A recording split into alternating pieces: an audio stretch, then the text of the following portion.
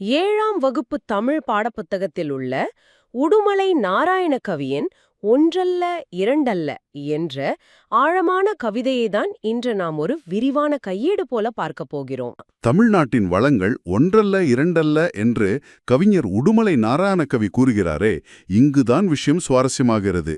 எனக்கு ஒரு சந்தேகம், கவிஞர்கள் என்றாலே கொஞ்சம் கற்பனையை கலந்து மிகைப்படுத்தி எழுதுபவர்கள் தானே, இதுவும் அப்படித்தானா? இதில் ஆச்சரியமான விஷயம் என்னவென்றால், கவிஞர் கொஞ்சம் கூட மிகைப்படுத்தவில்லை. அவர் பாடலில் உண்மையான வரலாற்று தரவுகளையும் புவியியல் கூறுகளையும் தான் பட்டியலிடுகிறார். அதுதான் இந்த பாடலின் தனிச்சிறப்பே. உடுமலை நாராயணகவி என்பவர் சாதாரண கவிஞர் அல்ல, அவர் ஒரு பகுத்தறிவு கவிராயர். நாடக எழுத்தாளராகவும் கொடிகட்டி பறந்தவர். இவருடைய மிகப்பெரிய பலம் என்னவென்றால், நாட்டுப்புற இசையின் எளிமையான மெட்டுகளை பயன்படுத்தி மிக எளிய மக்களுக்கும் பகுத்தறிவு கருத்துக்களை கொண்டு சேர்த்தார். அப்படிப்பட்டவர் தமிழ்நாட்டின் வளத்தை பற்றி பாடும்போது அதில் துல்லியமான உண்மைகள் மட்டுமே இருக்கும். கவிதையோட வரிகளுக்குள்ள நேரா போறதுதான் சரின்னு படுது. நிலத்தோட வளத்தை பத்தி பேசுற முதல் பத்திய நான் இப்ப படிக்கிறேன். படிங்க, கேப்போம். ஒன்றல்ல இரண்டல்ல தம்பி சொல்ல, ஒப்புவமை இல்லாத அற்புதம் தமிழ்நாட்டில். தென்றல் தரும் இனிய தேன்மணம் கமழும், செங்கனியும் பொன்கதிரும் தந்துதவும் நன்செய் வளம். ஒன்றல்ல இரண்டல்ல தம்பி. வாவ்! அவர் தமிழ்நாட்டின் பெருமைகளை எதனோடும் ஒப்புமை சொல்ல முடியாது, அதாவது இணை சொல்ல முடியாது என்கிறார். அவை அவ்வளவு பெரிய அற்புதங்கள், அதாவது வியப்புகள் என்கிறார். ஆமா, கவிஞர் தமிழ்நாட்டின் வளத்தை 3 கோணங்களில் பிரிக்கிறார். முதலாவது இயற்கை வளம். இங்கே வீசும் தென்றலில் தேன் மணம் கமழும் என்கிறார். சுவைமிக்க கனிகளும் பொன் போன்ற தானிய கதிர்களும் விளையும் நன்சை நில வளம் கொண்டது நம் தமிழ்நாடு என்கிறார். தென்றல், தேன், கனி, தானியம், இயற்கையின் அத்தனை ஆசீர்வாதங்களும் நிறைந்த பூமி இது.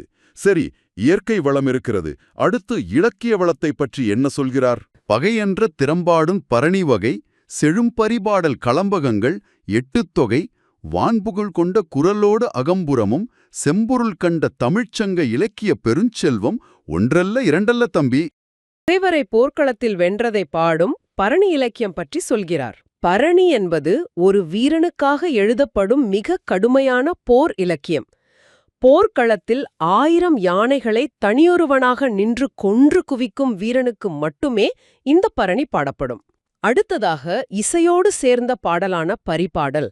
பல வகையான உறுப்புகளைக் கொண்டு பாடப்படும் களம்பக நூல்கள், 8 நூல்களின் தொகுப்பான எட்டுத்தொகை. இதோடு மட்டுமில்லாமல் உலகமே வியந்து பார்க்கும் வான்புகழ் கொண்ட திருக்குறள் இருக்கிறது. மனிதனின் மனதுக்குள் நடக்கும் உணர்ச்சிகளை பேசும் அகம் சார்ந்த பாடல்கள், அவனது சமூக போர் வாழ்க்கையை பேசும் புறம் சார்ந்த பாடல்கள் என தமிழ் இலக்கிய வளங்கள் ஒன்றிரண்டல்ல, பலவாகும். உண்மைதான்.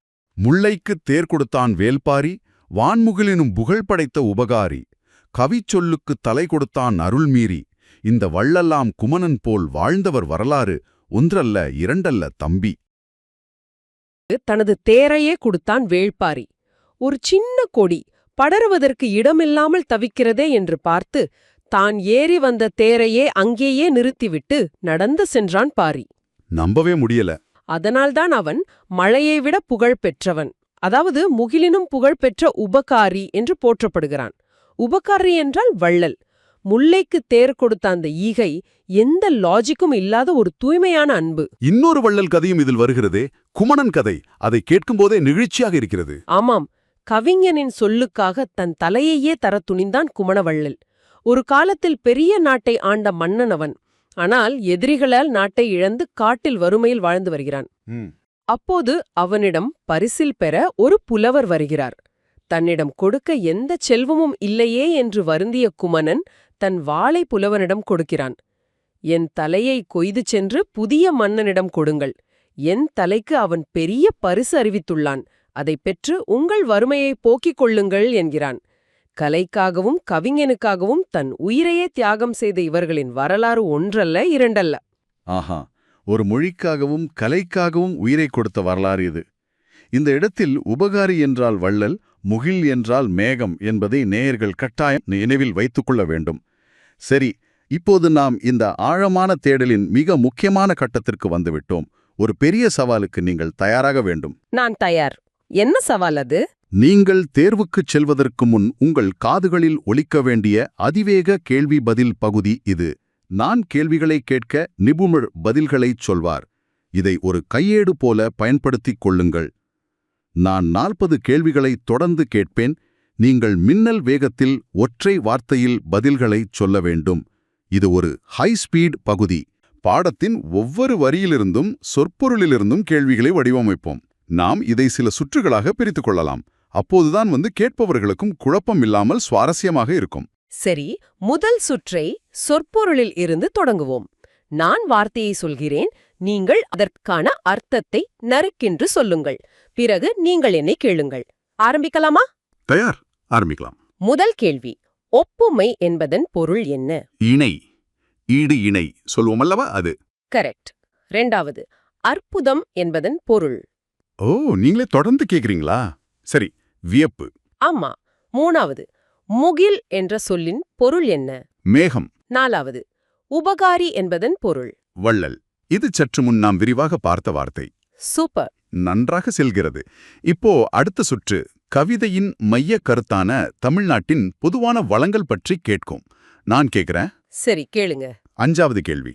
ஒன்றல்ல இரண்டல்ல, கவிதை எந்த மாநிலத்தின் பெருமையை கூறுகிறது? தமிழ்நாடு. 6. தமிழ்நாட்டின் வளங்கள் ஒன்றிரண்டா? இல்லை, பலவாகும். 7. தமிழ்நாடு நிலவளம் நீர்வளம் மட்டுமின்றி வேறு எவற்றிலும் சிறந்து விளங்குகிறது? பொருள் வளமும் அருள் வளமும். 8. தமிழ்மொழி எந்த வளங்கள் நிறைந்தது? இலக்கிய வளமும் இலக்கண வளமும் நிறைந்தது. 9. தமிழ்நாட்டின் பெருமைகள் எதனுடன் இணையானவை? வேறு எவற்றோடும் இணை சொல்ல முடியாத விந்தைகள், அதாவது ஒப்புமை இல்லாதவை. 10. இப்பாடலில் கவிஞர் யாரை விழித்து பாடுகிறார், அதாவது யாரை அழைத்து பாடுகிறார்? தம்பி என்று அழைத்து பாடுகிறார். கரெக்ட். சரி, ஒரு சிறிய மூச்சு விட்டுக்கொள்வோம். இதுவரை பொதுவான வளங்களை பார்த்தோம். அடுத்த சுற்று நாம் முதலில் விவாதித்த அந்த இயற்கை வளம் மற்றும் நன்சை நிலம் பற்றியது. நான் கேட்கிறேன். 11வது கேள்வி. தமிழ்நாட்டில் வீசும் தென்றலில் எதன் மனம் கமழும்? தேன். 12. நிலவளம் எந்த நிலத்தை குறிக்கிறது? நன்சை நிலவளம். 13. நன்சை நிலம் எதனை தந்து உதவும்? சுவைமிகு கனியும் பொன் போன்ற தானிய கதிர்களும். 14. கதிர்கள் எவ்வாறு காணப்படுவதாக கவிஞர் கூறுகிறார்? பொன்கதிராக. 15. நன்சை நிலத்தின் செழிப்பு எதை தருகிறது? கனி மற்றும் கதிர். மிக துல்லியமான பதில்கள். அடுத்ததாக, இந்த நிலவளத்திலிருந்து உருவான இலக்கிய வளம் பற்றிய சுற்று. இதை நீங்கள் கேளுங்கள். சரி, 16வது கேள்வி. பகைவரை வென்றதை பாடும் இலக்கியம் எது? பரணி. 1000 யானைகளை வீழ்த்தியதற்கான பாடல். 17. இசையோடு பாடப்படும் நூல்கள் எவை? பரிபாடல், கலம்பக நூல்கள் மற்றும் எட்டுத்தொகை. 18. பரிபாடல் எந்த வகை இலக்கியங்களில் ஒன்று? இசையோடு பாடப்படும் இலக்கியம். 19. கலம்பக நூல்களும் எட்டுத்தொகையும் எதன் வளங்கள்? தமிழின் இலக்கிய வளங்கள். 20. வான்புகழ் கொண்ட நூல் எது? திருக்குறள், உலகளாவிய வாழ்வியல் அறம். 21. உலக புகழ் பெற்ற திருக்குறள் என்ன புகழை கொண்டுள்ளது என பாடல் கூறுகிறது? வான்புகழ். 22. அகமும் புறமும் எதில் மெய்ப்பொருளாக காணப்படுகின்றன? சங்க இலக்கியங்கள். 23. தமிழ்ச் சங்க இலக்கியங்கள் எதை பெருஞ்செல்வமாக கொண்டுள்ளன?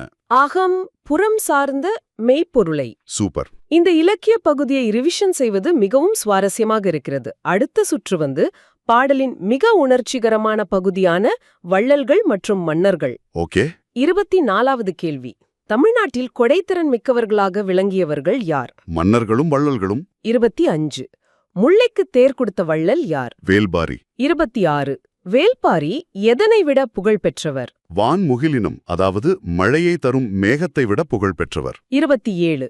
முல்லைக்கொடிக்கு தேர் கொடுத்தவன் புகழ் எத்தகையது? மேகத்தை விட சிறந்தது. 28. கவிச்சொல்லுக்கு தன் தலையையே தர துணிந்த வள்ளல் யார்? குமணவள்ளல், தன் வாளையே புலவரிடம் கொடுத்தவன். 29. குமணவள்ளல் யாருடைய சொல்லுக்காக தலையை கொடுக்க துணிந்தான்? புலவரின் சொல்லுக்காக, அதாவது கவிச்சொல்லுக்காக.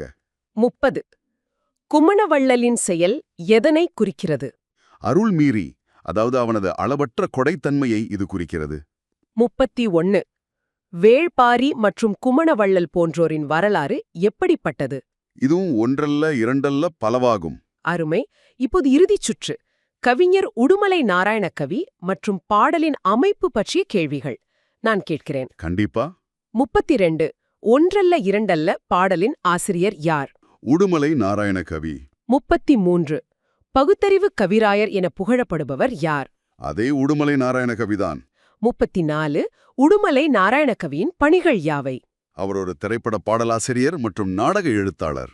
35 உடுமலை நாராயணகவி எதன் மூலம் பகுத்தறிவு கருத்துக்களை பரப்பினார்? பாடல்கள் மூலம். 36 அவர் எந்த இசையின் எளிமையை கையாண்டார்? நாட்டுப்புற இசை, சாதாரண மக்களுக்கான இசை. 37 உடுமலை நாராயணகவி எழுதிய பாடல்கள் எதை கூறுகின்றன? பகுத்தறிவு கருத்துக்களை. 38 உடுமலை நாராயணகவியின் பாடல் 1 எந்த தலைப்பில் நமக்கு தரப்பட்டுள்ளது? ஒன்றல்ல இரண்டல்ல. 39 தமிழ்நாட்டின் சிறப்புகள் எதனால் ஆனவை என பாடல் சொல்கிறது? ஒப்புமை இல்லாத அற்புதத்தால் ஆனவை. 40 இறுதியாக இப்பாடலின் மையக் கருத்து என்ன? தமிழ்நாட்டின் நிலவளம், நீர்வளம், இலக்கிய வளம் மற்றும் வள்ளல்களின் கொடைத்திறன் ஆகியவை கணக்கில் அடங்காதவை. அப்பாடா, முழுமையாக 40 கேள்விகளையும் முடித்துவிட்டோம்.